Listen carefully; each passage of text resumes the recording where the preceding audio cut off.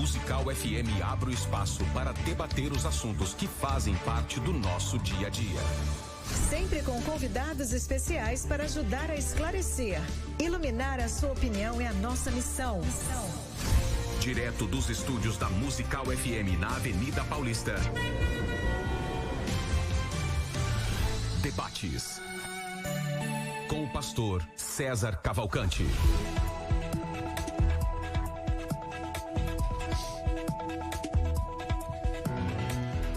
Um bom dia na graça e na paz de Jesus. Eu sou o pastor César Cavalcante e mais uma vez, para a glória de Deus, está no ar mais uma edição do nosso programa de debates aqui da Rádio Musical FM. Nós vamos juntos até o final da programação e que Deus nos ajude. Temos um bom programa, que o nome do Senhor seja honrado, glorificado, que seja um tempo de crescimento na minha, na tua vida. Você pode participar desse programa pelo 4210 3060, 011 aqui em São Paulo, 4210 3060, ou pelo WhatsApp 011 98484 9988, 011 98484 9988. Na técnica do programa é o Beto que manda e desmanda hoje aqui na mesa de som, imagem e tudo mais. Com a gente no programa de hoje, eu vou falar aqui primeiro o tema. O tema é o conflito religioso entre Israel e Palestina. Conflito religioso entre Israel e Palestina. Tem ali um cessar-fogo agora, né? Graças a Deus, pararam as mortes e tudo mais, mas não é que eles são exatamente os melhores amigos. Então, eu tô convidando aqui duas pessoas estratégicas para falar sobre isso, pessoas que conhecem o mundo. Pastor Davi Botelho, o presidente da Missão Horizontes, diretor da Missão Horizontes da América Latina, já treinou mais de 4.500 alunos entre cursos presenciais à distância, um grande percentual da força missionária brasileira que está levando a bandeira do Evangelho em nações, passaram literalmente pelas mãos do Davi Botelho, um grande estrategista de missões, desenvolveu vários projetos inovadores que visam alcançar povos não alcançados e os povos menos alcançados, países inclusive fechados, né, como por exemplo a Coreia do Norte. Alguns deles foram projetos Espanha 92, o Revolution Teams, o projeto Uniásia, o Conexão China, enfim, diversos projetos. Ele já esteve falando comigo aqui nessa rádio, outras rádios, enfim. É um privilégio muito grande recebê-lo aqui. Ele que é casado com a dona Cleonice, pai do Marco, da Margarete, da Marisleide, e tem aí um monte de neto que esse pessoal tá dando. Bem-vindo, Davi. Bem-vindo. É um prazer estar contigo uma vez mais, César, e também um grande privilégio ter aqui o Magno junto com a gente. Verdade. Louvamos a Deus pelo que Deus tem feito por nossas vidas, né? Ou por meio de nossas vidas. E eu tenho uma grata alegria de dizer que a terceira geração, minha netinha, com 18 anos, está fazendo mestrado em linguística para ser tradutora da palavra de Deus. Que beleza. A Zoe, né? A Zoe. Que beleza, que beleza. Bom, e com a gente também aqui no programa, eu quero também agradecer aqui em nome da dona Vanessa, porque o Davi trouxe hoje aqui 2 potes de doce para mim lá de Minas Gerais. Eu vou até mostrar aqui, meu irmão, porque não é sempre que a gente ganha, né, Marcos? Isso aqui, ó, já tinha que ficar aí a dica para quem vier participar do programa, tá? Eu trabalho com doce de coco, mamão com coco, com doce de leite também. Nós trabalhamos com toda essa variedade aqui. Pode trazer. E com a gente no programa de hoje, um amigo de muitos anos também, pastor Magno Paganelli, doutor em História Social pela USP, mestre em Ciência da Religião pelo Mackenzie, pesquisa sobre o Hamas palestino e o conflito entre Israel desde 2013, já esteve lá em Israel algumas vezes, é autor de mais de 30 livros, professor na FAESP. Bem-vindo aqui, Magno Paganelli. Boa tarde, bom dia, César, prazer revê-lo depois de alguns anos. Verdade. Prazer estar com o Davi. O Davi já é todo dia a gente manter algum tipo de contato. 2 amigos, é um prazer contribuir com esse tema e eu não vejo a hora de calar o programa porque eu tenho que voltar para casa porque meus doces já estão lá, ele já passou por lá e deixou os doces. Tá certo. Então vamos lá. Magno, eu vou começar contigo, cara. Nesse projeto seu aí, acho que nessa mudança no seu ministério, não sei se posso dizer assim, eu acho que eu ajudei te mandando para Israel as primeiras vezes. Deus te usou. É verdade. E como é que é hoje, cara, O que você me fala do conflito entre Israel e Palestina? Tem muita coisa a dizer. As abordagens são bem diversificadas. Por exemplo, quando eu fui fazer o meu mestrado, era praticamente proibido tocar no ponto religioso. Então, dentro das universidades, a pesquisa parte do pressuposto de que o conflito se dá por terras. Ok, isso é verdade, né? Mas isso é uma parte da verdade. Como eu venho do mundo religioso, do mundo da teologia, eu percebi que havia um ingrediente religioso no conflito. E aí, no mestrado, eu fui pesquisar a influência. Ninguém fala isso, né? Isso aí ninguém fala, né? Não se toca nesse tabu, né? Porque envolve o Islã. E aí tem aquela questão de o Islã ser religião da paz. Você não pode... Quando você diz que o Islã ele tem uma vertente radical, então você já é logo acusado de fundamentalista, de conservador, e que você não está considerando todos os aspectos e tudo mais. Mas eu insisti lá no Mackenzie para que eles autorizassem a minha pesquisa a partir desse pressuposto. Então, o título da minha pesquisa foi A Relação entre a Violência do Hamas e a Interpretação do Corão. Eu insisti que havia, sim, mesmo no mundo islâmico, uma interpretação, ainda que enviesada, ainda que meio torta, estimulava a produção da violência. E consegui bons conteúdos teológicos dentro da Universidade Al-Azhar, por exemplo, que é a maior universidade islâmica do mundo, que fica no Cairo, e outros que, de fato, ordenam esse tipo de interpretação. Bom, aí eu precisei fazer uma pesquisa bem aprofundada sobre o tema da violência, os tipos de violência, e aí a gente acaba descobrindo desdobramentos que, dentro da igreja brasileira, por exemplo, a gente não considera. Então, falar hoje que há grupos terroristas dentro de Israel, o pessoal já... Não, aí não.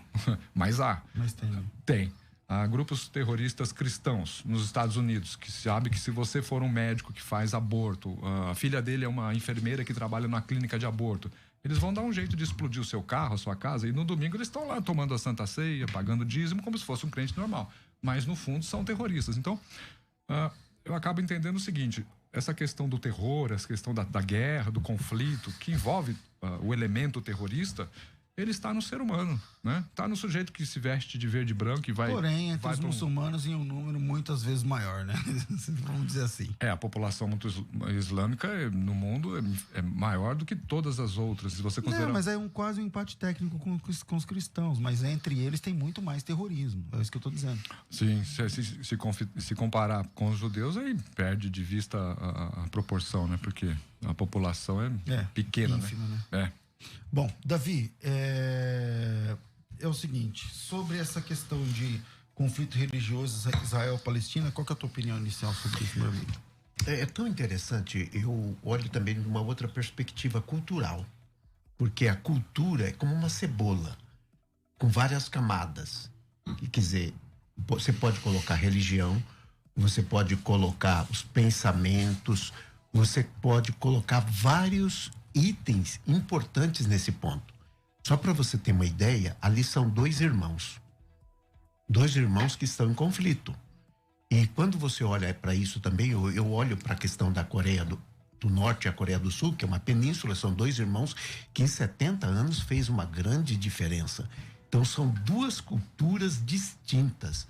E hoje no mundo, quando fala em Coreia do Norte, com esses dois irmãos, eles dizem sobre reunificação. E a reunificação é do mais potente, ou do que tem mais poder, sobre o de menor poder. Então, essa é uma força tremenda. Mas a gente tem pensado sobre reconciliação. Lançando essa visão de reconciliação. A mesma coisa quando você olha para Israel com todo o poder e você olha para o outro que não tem poder.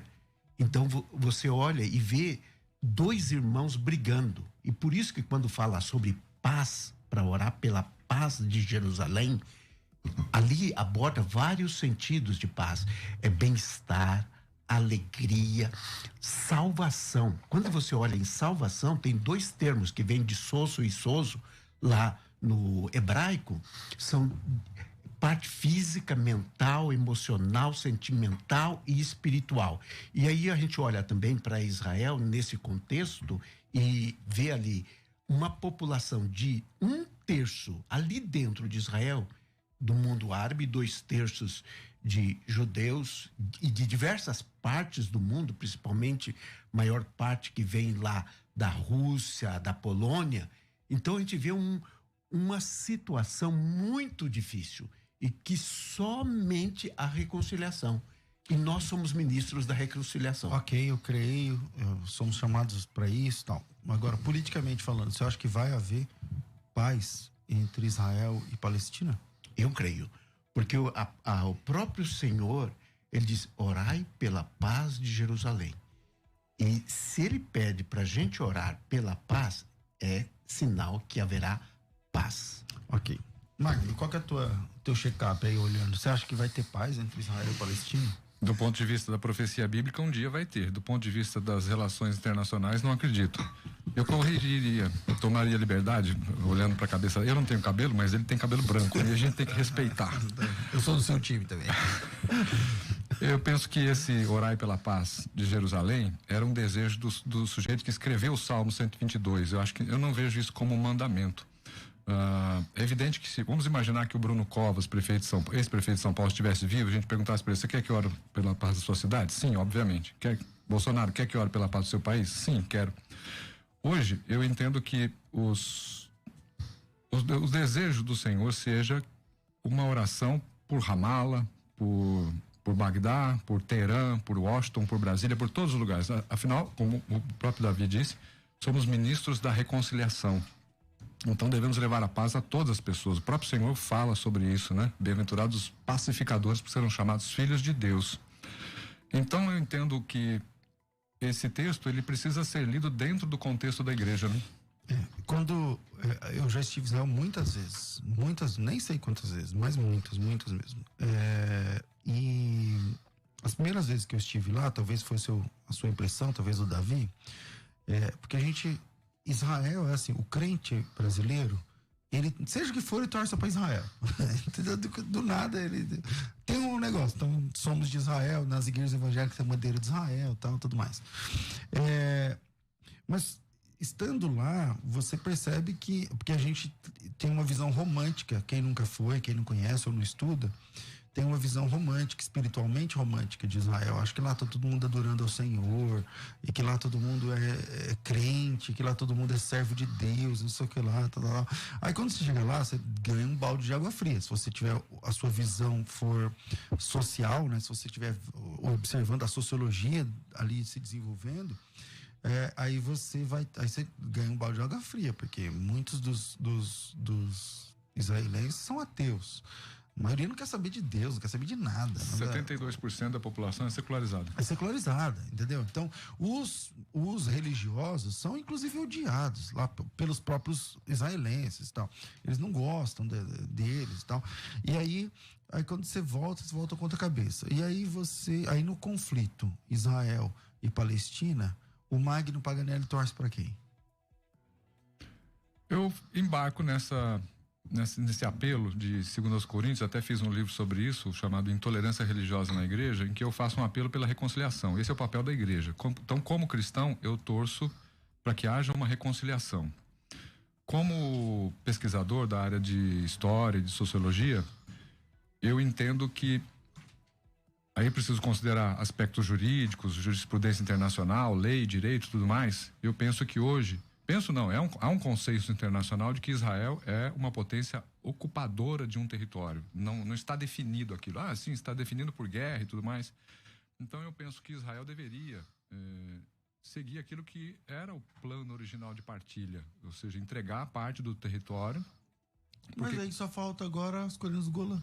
Sim, mas é uma conquista que, a meu ver, é uma conquista ilegal, né?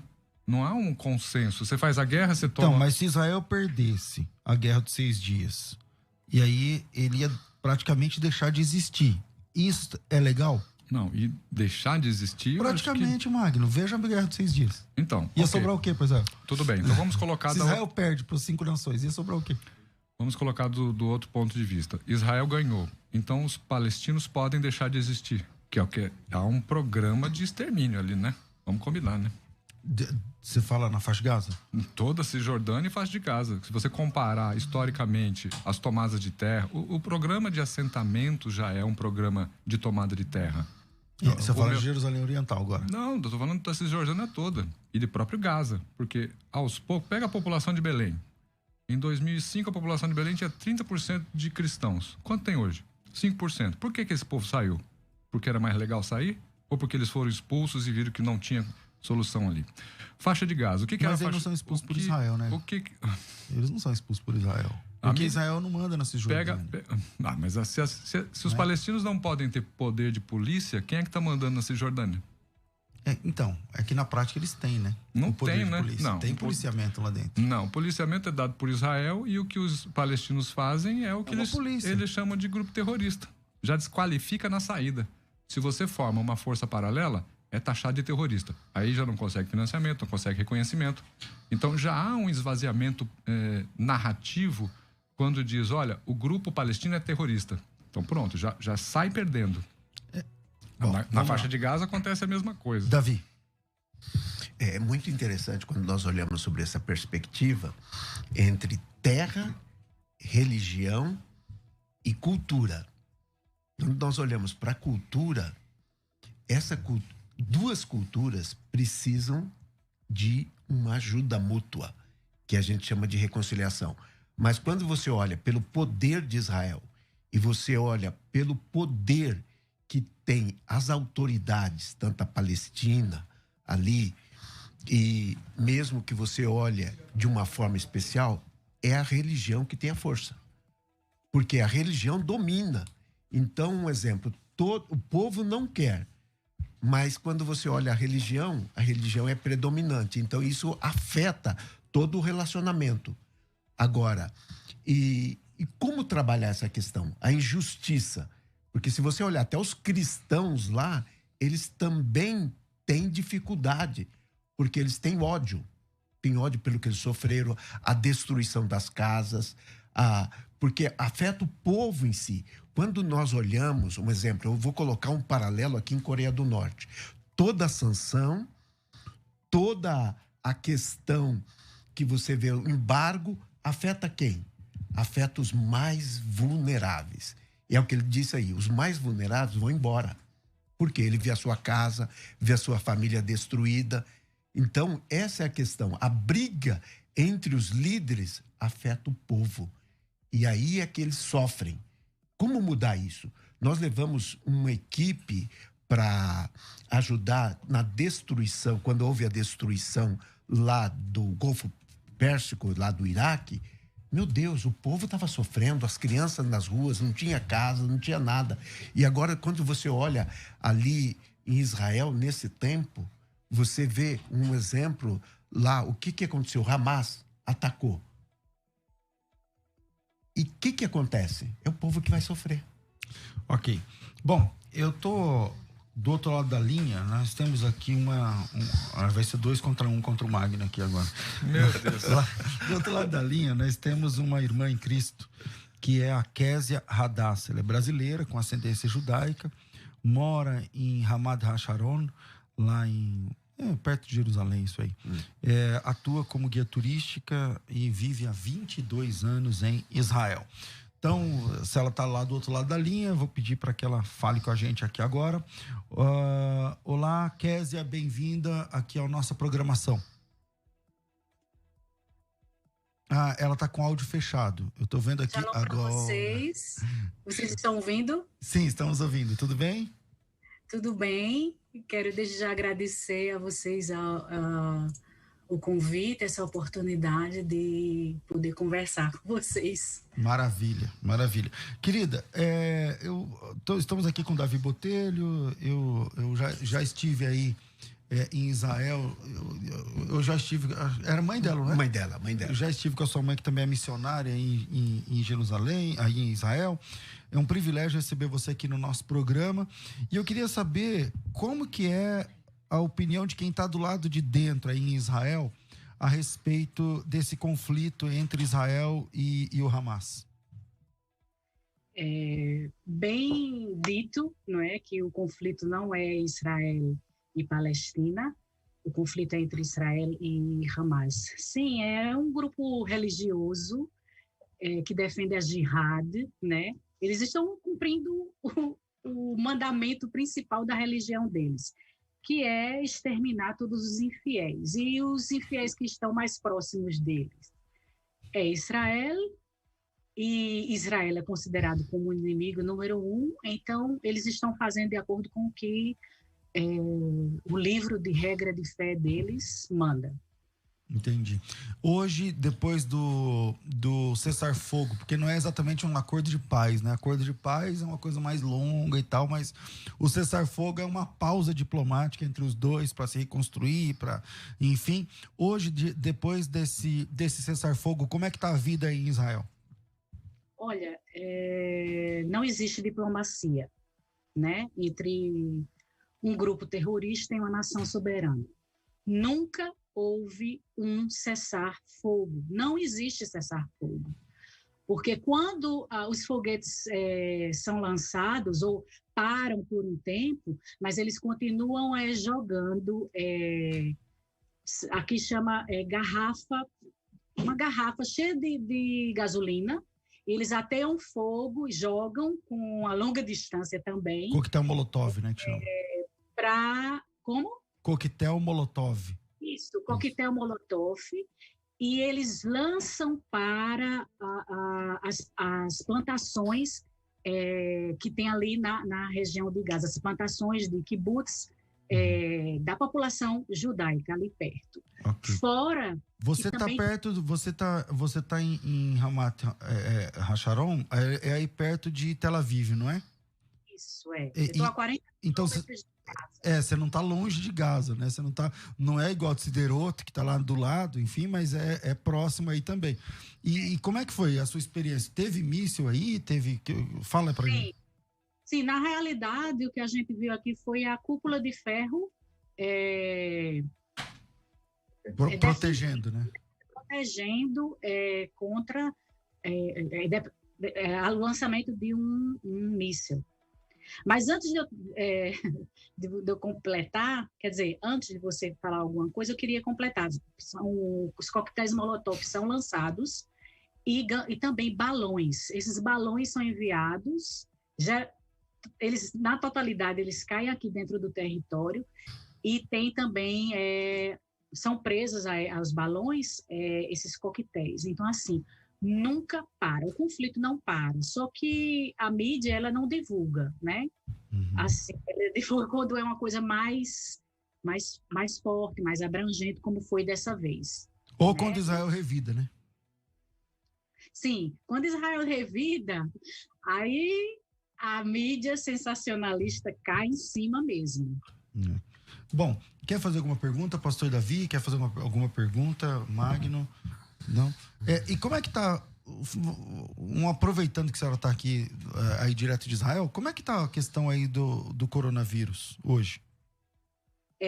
Graças a Deus, nós não temos mais o coronavírus. Essa semana fomos liberados das máscaras. Na rua? Sim. Legal. Tudo ok agora. Que beleza. Então, todo mundo já foi vacinado? Tá tudo mais tranquilo agora?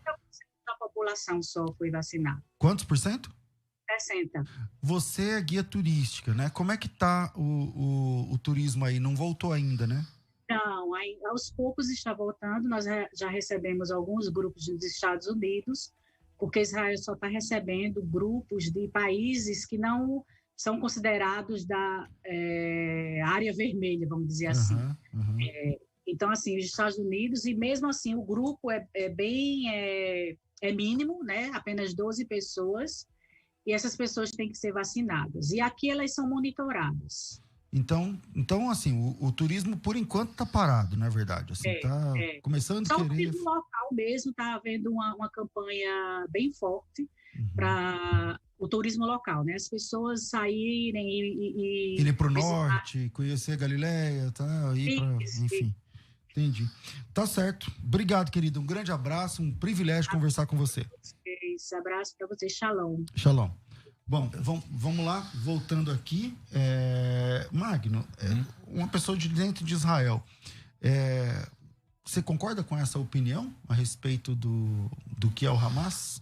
Porque, assim, o Hamas não é da faixa de Gaza. O Hamas não é do território de Israel. O Hamas tem braços em outras nações, em outros países e tal. E eles operam, ora como exército, ora como... trabalham literalmente como grupo terrorista mesmo, sequestrando, matando e tal, definindo essas questões. Quando alguém pergunta assim, para você que é um estudioso, o que é o Hamas? Qual é a sua resposta? Bom, primeiro, o Hamas é, de fato, nascido na faixa de Gaza. Ele começa como uma extensão da Irmandade Muçulmana, que é do Egito, que estendeu seu tentáculo para a faixa de Gaza, iniciou a sua atividade, diferente do que a Wikipédia publica, em 1986, dezembro de 86, houve a primeira reunião com 12 imãs muçulmanos na região de Gaza. A proposta era fazer defesa do povo palestino na faixa de Gaza. Então, eles não foram criados para fazer terrorismo. Primeiro ponto. Mas fazem terrorismo. Mas operam como, né? Mas espera aí. Vamos colocar os pingos nos is. Em 86, eles se reúnem. Eles fazem o seu primeiro ataque 3 ou 4 anos depois. Por que houve o primeiro ataque do Hamas contra Israel? Eu fiz um quadro, que é um quadro inédito. Nunca nenhum pesquisador tinha... Uma linha do tempo, você criou? Uma linha do tempo sobre os ataques terroristas de Israel.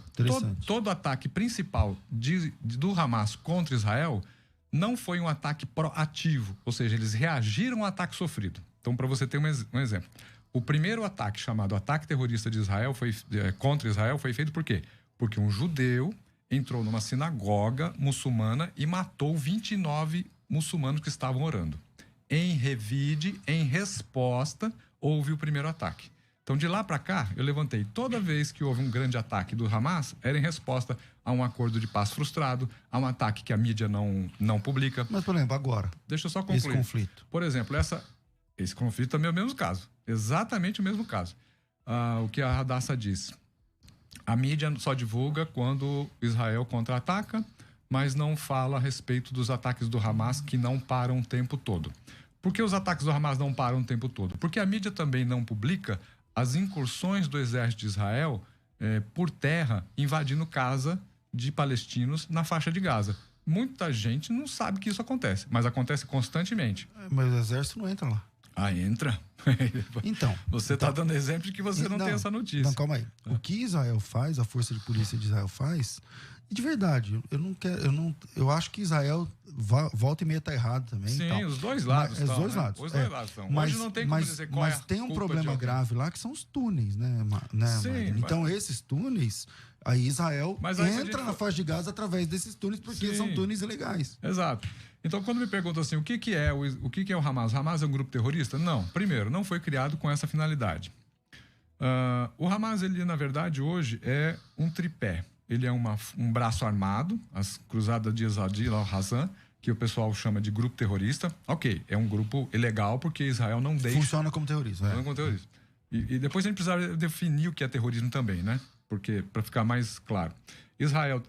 Hamas também é um grupo social. E, por exemplo, o Fatah sempre foi o partido político que dominou na autoridade palestina.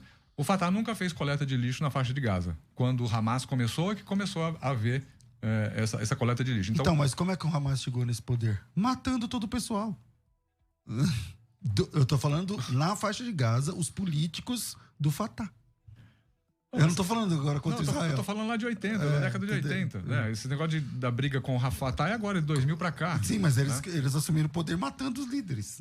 Então é um braço armado, é terrorista também. Mas então, vamos olhar então do ponto de vista de Israel. Como é que os judeus sionistas se estabeleceram? Peraí, deixa eu dar o equilíbrio. Você vai dar o contraponto, à vontade. Eu só quero dizer que o que eu tô dizendo não é entre o Hamas e Israel. Eu tô dizendo que intramuros, dentro da faixa de Gaza, o Hamas hoje é o poder, mas ele surrupiou o poder matando pessoas da própria faixa de Gaza. Mas isso é aqui na frente. Eu tô tentando explicar lá o que é o Hamas inicial, né? Entendi. Braço armado, ação social e, por último, o braço político. Aí sim, depois do ano 2000, eles formaram um partido político para lutar pela autoridade palestina e entrou isso que você disse. Mas isso foi 20 anos depois da sua fundação. Se a gente for fazer esse tipo de comparação, eles mataram para poder usurpar o poder. Bom, podemos falar então dos grupos terroristas de 1930, 40, de judeus, que explodiram o hotel Rei Davi, mataram o conde Bernardo do Império Britânico para poder assumir o comando e o próprio militarismo dentro da terra da Palestina para poder fundar o Estado de Israel. Ingleses, né? Então, hoje, qual é o partido do primeiro-ministro, Benjamin Netanyahu? É o Likud. Qual era o nome do Likud antes? Irgun. O que era o Irgun? Um partido terrorista. Então, o atual primeiro-ministro de Israel vem de um grupo terrorista. Já também? Então, se a gente for fazer esse tipo de comparação historicamente, todo mundo ali é terrorista. Davi Botelho, dá um tom aí, porque essa questão de Israel e Palestina vai longe, eu acho. Eu quero a opinião de vocês, que é inevitável um Estado palestino lá. Vai ter. Eu acho que dentro da nossa geração aqui, logo vai ter um Estado palestino reconhecido. Eu estou falando reconhecido porque eles já se acham, o Estado tem bandeira, tem passaporte, tem um monte de coisa. Mas ainda não é um Estado reconhecido pela ONU, por exemplo. Mas eu acho que... É observador, né? Em breve... Então, ele está numa transição. Uhum. Mas para ter o Estado, tem que ter terra. Tem que ter terra reconhecida, tem que ter fronteira, um líder que fale por eles. E o problema lá é logístico, porque é um pedaço na faixa de Gaza, outro na Cisjordânia. Como é que um mesmo país pode ter 2 terras, 3 terras diferentes em lugares diferentes? O que você acha? Você acha que vai ter Estado... vai ter um Estado palestino em breve, ou você acha que biblicamente não? Qual é a tua opinião? Olha, quando nós olhamos para isso, eu fico até pensando, quando o Magno colocou aí a questão específica do texto de orar por Jerusalém, mas nós vamos lá falar que quando houver paz e segurança, para a gente estar preparado, é essa paz que pode vir com 2 estados ali dentro. E isso está bem próximo. E a gente acredita que somente assim para acontecer. O que ocorre é que não dá liberdade para o pessoal do outro lado. Porque tudo que faz, qualquer circunstância, é nesse sentido que a gente olha. Agora, essa questão de terra é o problema mais grave quando a gente olha para isso. Questão de terra. Porque a gente olha e fala assim, olha... Israel tem pela história, Jebus ou Jerusalém, quando você olha também para essa questão, quem habitava ali? As tribos. Então, mesmo diante dessas tribos, ali há dificuldades de relacionamento. É como o Brasil. O pessoal fala, o Brasil é formado por tribos. Hoje nós temos aproximadamente quase 300 tribos diferentes. Mas aqui nós tivemos 5.000 tribos e foram eliminadas. Então, isso sim é um genocídio, né? É um genocídio. É um genocídio. Então, essa questão de tribos ali, você vê, é uma família, que é uma tribo, é uma etnia. Então, quando a gente olha para nações, a gente olha nações. Um exemplo, os curdos. Os curdos têm aproximadamente 20 milhões e não tem terra. É uma nação com 20 milhões e não tem terras. Então, ali dentro, para administrar, precisa realmente haver uma outra nação que possa ter condições de administrar e reconhecimento. Tua opinião, Marcos? Você acha que vai ter um Estado palestino em breve? Você acha que a logística disso, como é que funciona? Eu não acredito que vai ter um Estado palestino como se pretende hoje, não. Como eles pretendem, né? Como os palestinos querem. Pretendem. Eu acho que não. Porque procure saber sobre a Muralha de Ferro, The Iron Wall, uma obra do Avi Shlaim, é um judeu, historiador. Ele fala sobre um plano de Vladimir Jabotinsky, que era um sionista do leste europeu. Esse plano era o quê? Era formar um escudo bélico em torno de Israel e avançar. E quando você olha historicamente os governos de Israel, de direita e de esquerda, você vê que independente, é o que a gente fala no Brasil, precisamos ter um projeto de Brasil. Israel tem um projeto de Israel. Tanto a esquerda quanto a direita, quando assumem o poder, elas implementam o mesmo plano de avançar e tomar terras dos palestinos.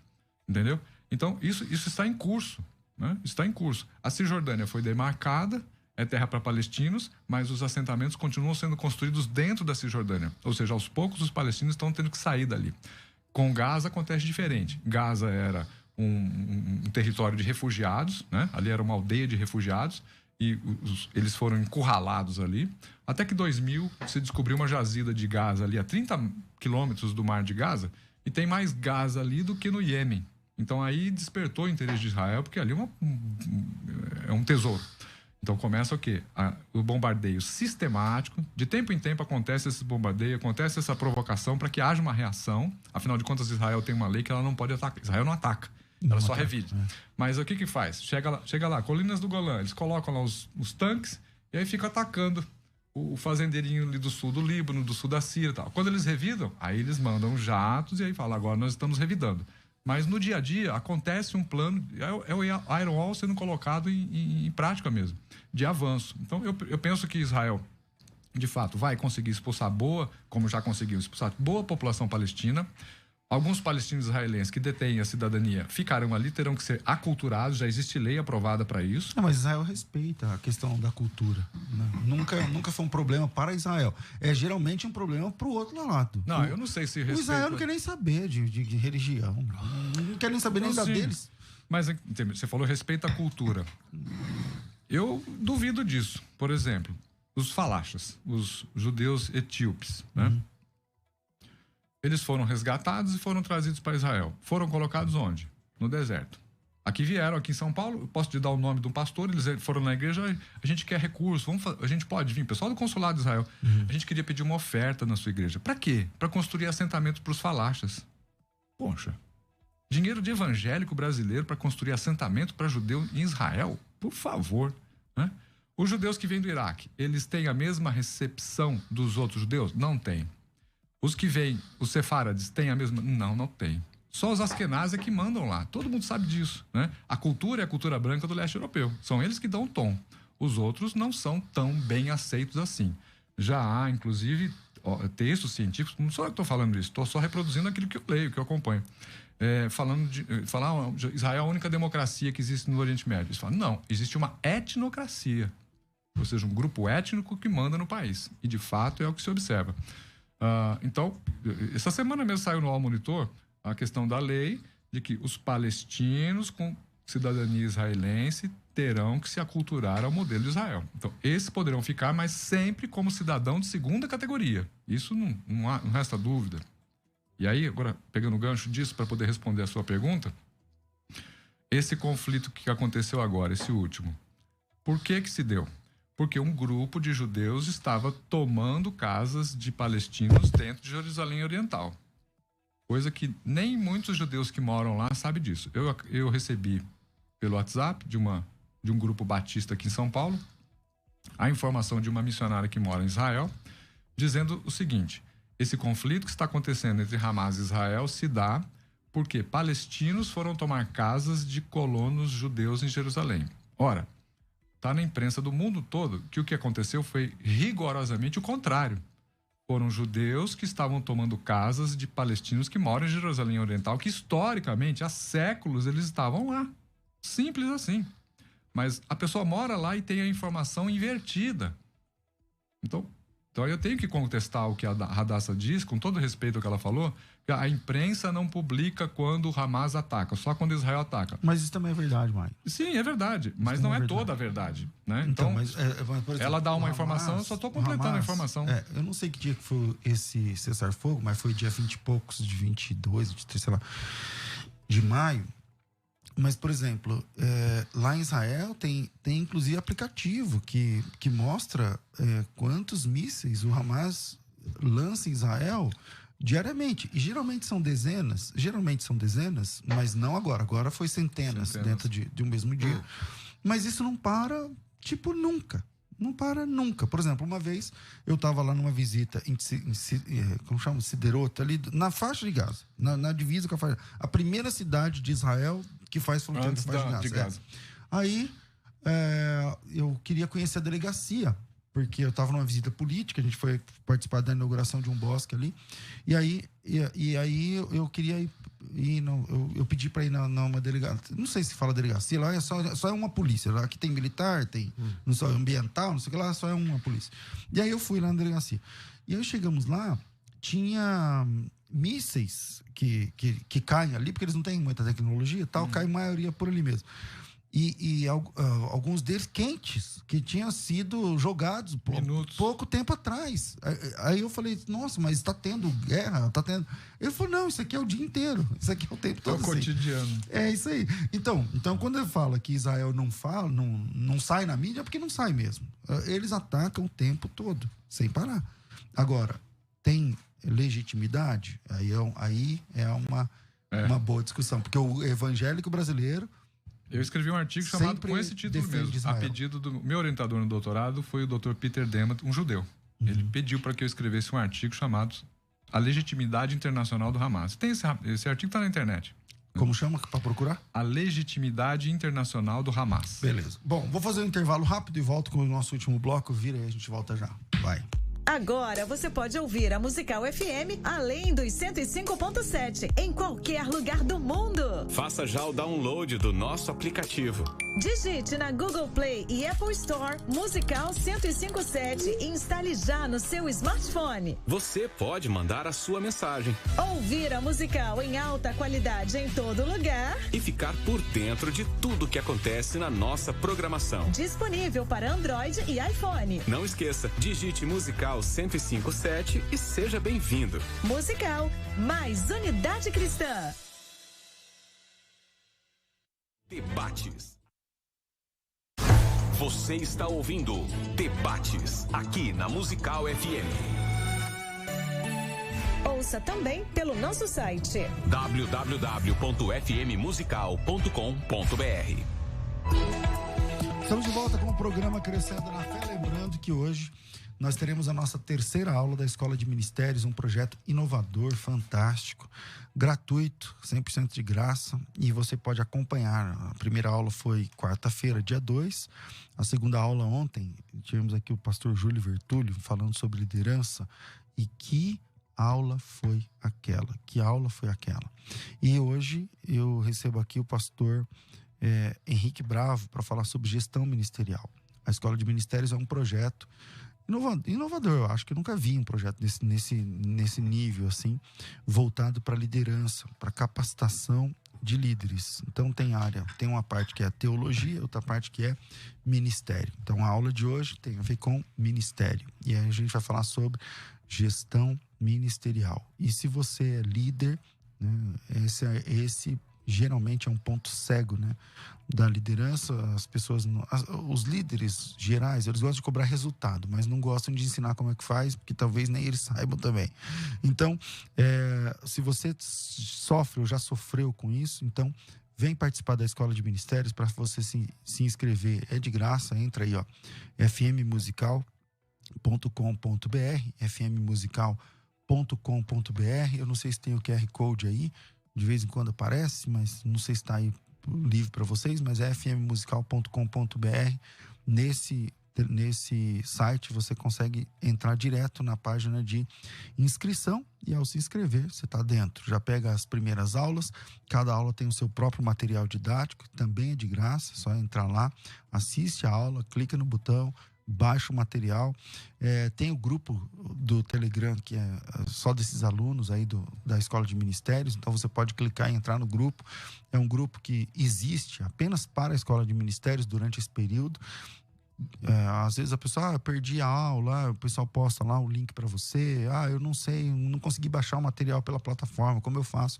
A gente manda lá o material para você também, e tudo de graça, tá certo? A Escola de Ministérios está disponível para vocês, e hoje, às 14h, teremos o nosso próximo encontro. Então, já agenda aí, já pega um papel, uma caneta, prepara um café perto desse horário aí, porque às 14h teremos a nossa próxima aula da Escola de Ministérios. Vai! Agora você pode ouvir a Musical FM além dos 105.7 em qualquer lugar do mundo. Faça já o download do nosso aplicativo.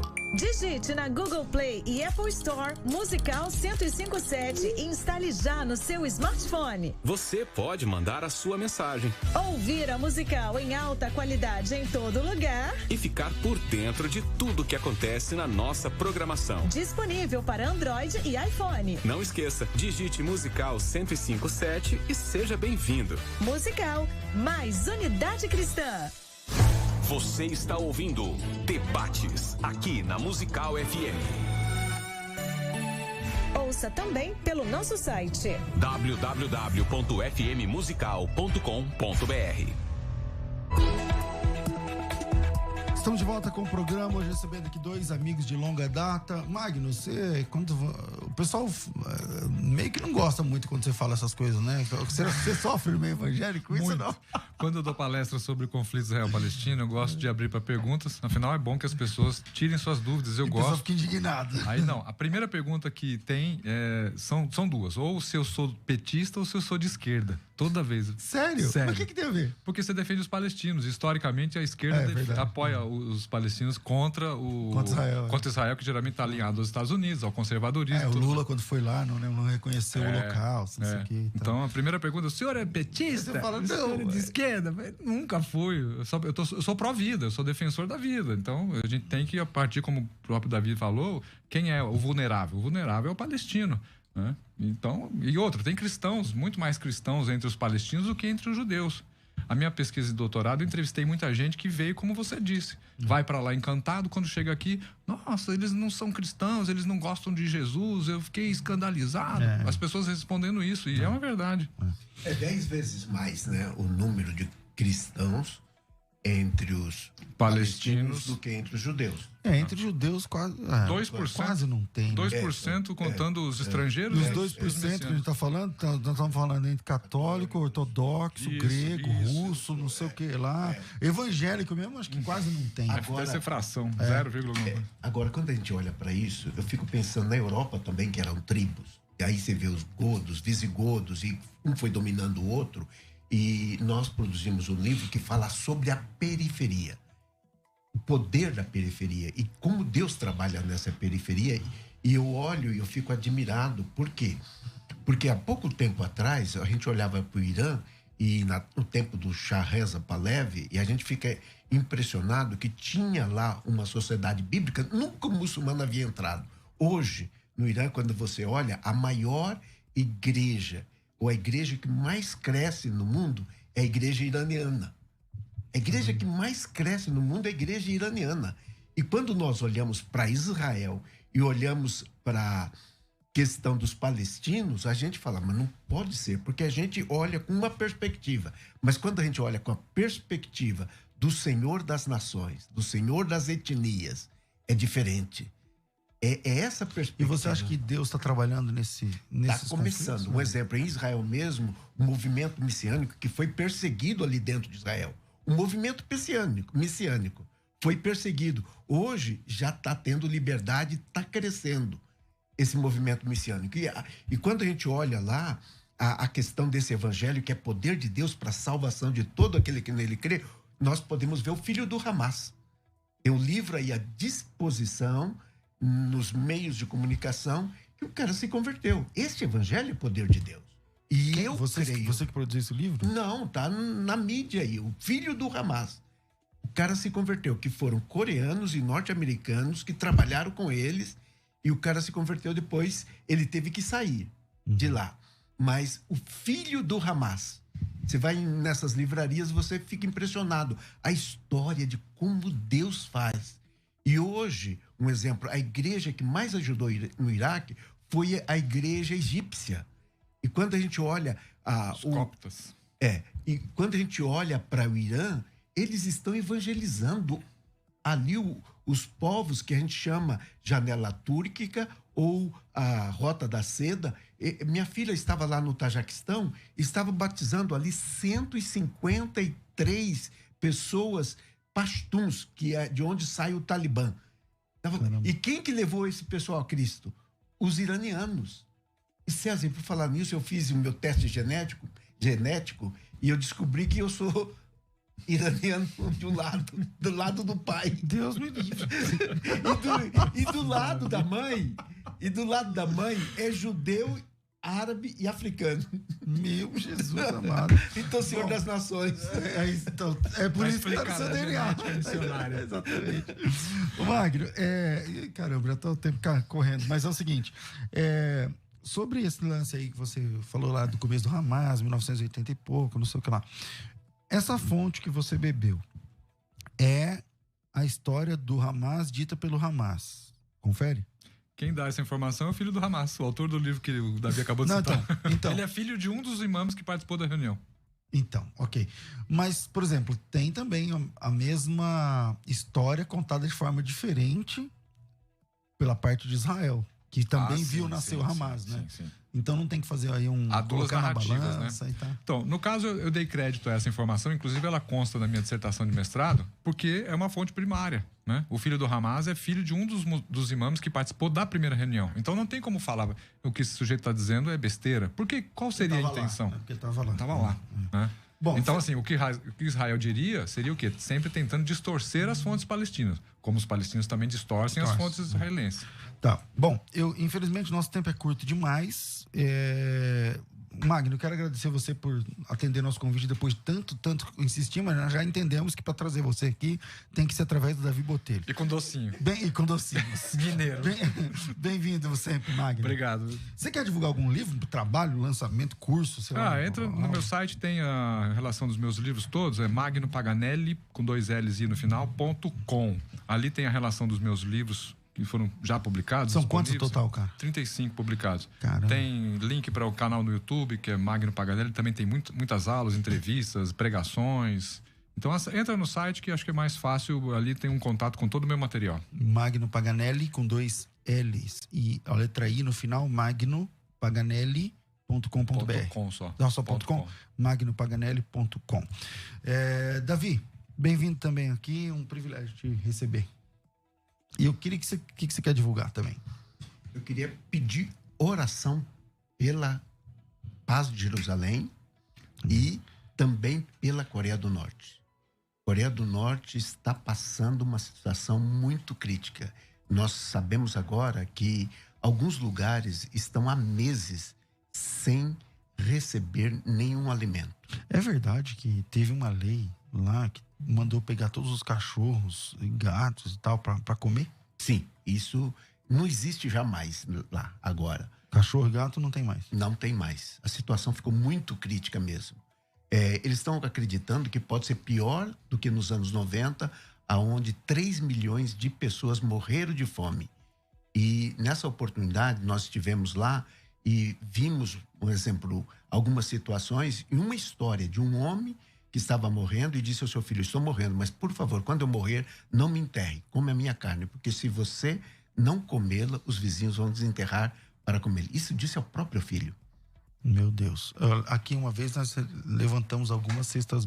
Foi cesta básica? Sim. Foram bastante, não foram? Foram mais ou menos 140 cestas. Nós já estamos com 1.160. Nosso objetivo agora é chegar a 10 mil cestas. Com 10 mil cestas eu quero chegar ao presidente da República para pedir uma ajuda humanitária, como foi feito para, um exemplo, o Líbano, e pedir lá para a Coreia do Norte, porque a mídia não fala também sobre isso. E quanto custa cada uma dessas cestas básicas? R$90 cada uma delas. Então, cada cesta básica é R$90. R$90. Tá, quem quiser ajudar, tem algum telefone, tem algum WhatsApp? Como é que foi? Pode escrever, pode entrar em contato com vocês e aí eles passam o contato pra gente. Então, fica mais fácil. Mais fácil aqui pela rádio? Isso. Então, vamos lá. O WhatsApp aqui da rádio é 9007-6844, 9007-6844. Coloca lá, eu quero doar uma cesta, 10 cestas, sei lá quanto você quiser. Quero doar uma cesta básica. Às vezes você não tem dinheiro para doar uma cesta inteira, pode ser metade, pode ser, sei lá, quanto você quiser. E vou deixar aqui o WhatsApp. Dá para aparecer o WhatsApp aí na tela? Do 9090? Não, 9. Não. Eu queria o outro, o telefone que as meninas atendem de verdade. Então, 9007-6844. 011 São Paulo, 9007-6844. Tá certo? Então, você consegue, coloca lá teu nome, tracinho cesta básica e a gente passa para a equipe lá do pastor Davi Botelho. Magno, obrigado. Davi, obrigado. Uma alegria grande estar com vocês mais uma vez depois de algum tempo. Obrigado a todos vocês que acompanharam esse programa. Fico por aqui. Às 14h voltamos com a terceira aula da Escola de Ministérios. Tudo isso e muito mais a gente faz dentro do reino, se for da vontade dele. Você ouviu Debates na Musical FM. Dentro de alguns minutos, este programa estará disponível no seu aplicativo de podcast. Basta digitar Debates Musical FM e ouvir a qualquer momento, quantas vezes quiser. Disponível para Spotify, Deezer e os tocadores da Apple e Android. Musical FM. Mais unidade cristã. Esta é a Musical.